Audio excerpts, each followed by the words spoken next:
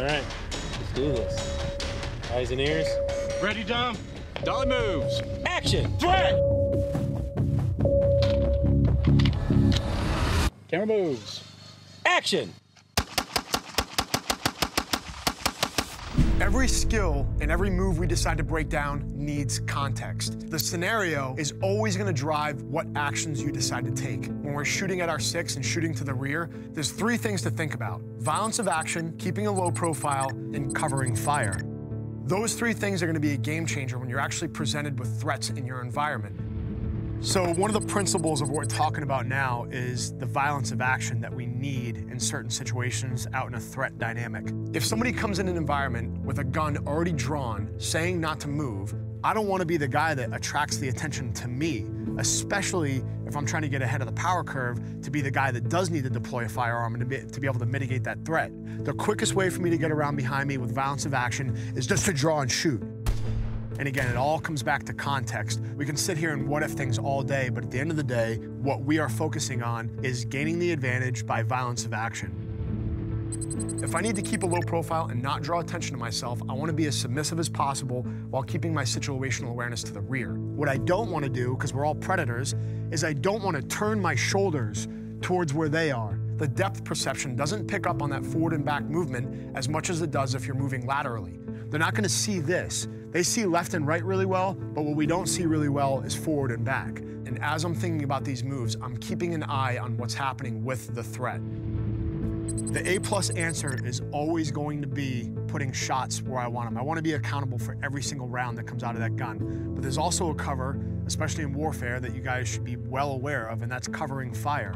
Covering fire allows me to keep the bad guy's head down, keep them moving, and keep them in an unstable shooting platform. So for this scenario, if I have three or multiple attackers closing the distance extremely fast, the quickest way for me to get a round off is to draw right from here and go immediately down and start orienting towards the threat that I'm going to be shooting at. I can tell you right now, threats in that dynamic do not stay still. Once rounds are moving, they're trying to figure out how to shift in their environment. There's never going to be a perfect environment, and it's never going to go exactly the way you think it's going to. That's why we train so much. So think about that context and think about how it adds up to what could happen to you. It's just a principle that you need to understand, is not showing them when you're going to move, keeping a low profile, and having violence of action with covering fire or accurate shots. It all depends on the scenario. Eyes and ears. Okay. All good. Ready. Camera rolls. Camera moves. Action! To be able to break moves down in high-speed film at 1,000 frames per second is extremely valuable. We're going to break these details down one by one. First and foremost, no matter what you're doing in any environment, prepping your mind and programming to be able to think the right way and having a good mindset is key. I'm thinking about those three things: keeping a low profile, having violence of action, and speed. The first physical motion that I'm making is using my peripheral vision to identify target proximity and location. The next thing that I'm going to do is thinking through where my hands are placed depending on the situation. I need to be thinking about mental reps of what my hands are going to do to access my pistol. The next thing that I'm doing is two-hand material manipulation to clear my shirt out of the way in order to access my pistol with a master grip.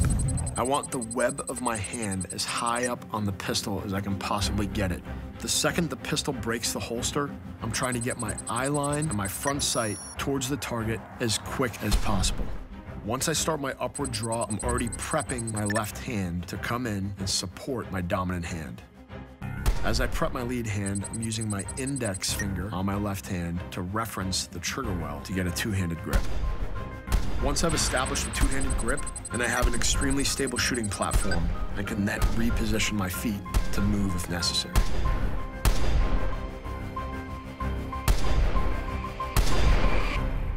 All right, guys, wrapping up the debrief for this. Obviously, high-speed video and slow-motion video adds a huge amount of value to our training, and you don't need a phantom camera to do it. I use my iPhone all the time to break down moves and train and debrief myself. So what can you guys do at home? One of the main things is you don't need to get to the range to get good training in and get good reps in. You can go get a blue gun for 80 bucks online and use this anywhere that you go. Practice good reps. Remember, perfect practice makes perfect. Breaking this down in slow motion brought out a lot of details. Remember, there's a lot more going on than meets the eye, especially when you start training. Get good reps in, build good motor memory, and we'll see you guys the next time we break down the next move.